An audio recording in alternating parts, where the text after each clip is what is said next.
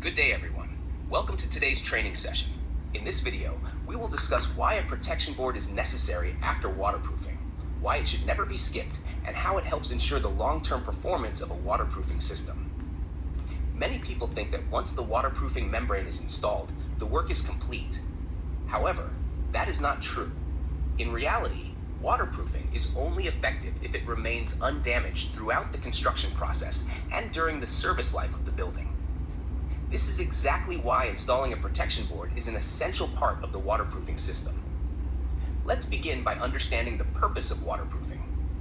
Waterproofing is applied to prevent water from penetrating into concrete structures.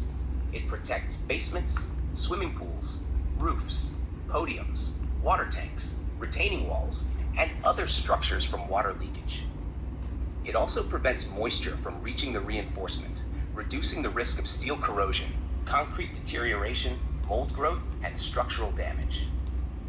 A properly installed waterproofing system significantly increases the durability and lifespan of a building.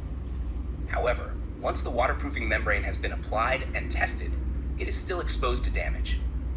During the next stages of construction, many activities take place on top of the waterproofing.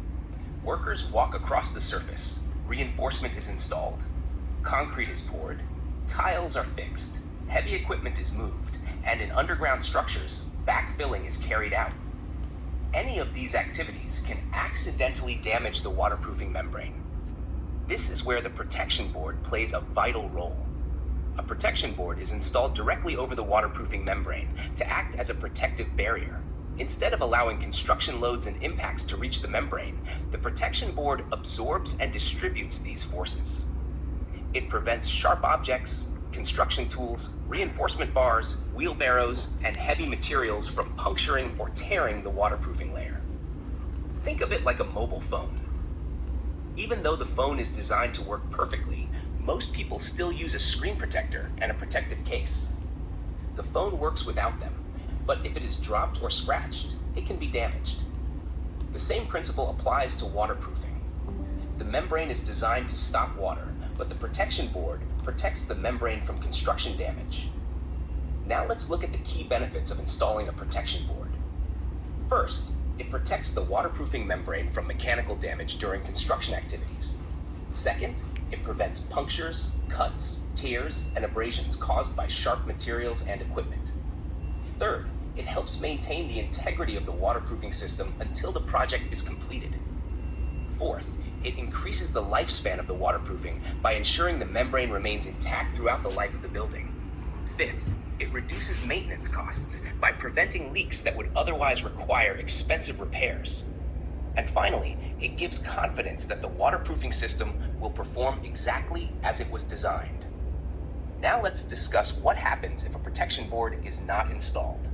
Without protection, even a small puncture or tear in the membrane can allow water to enter the structure.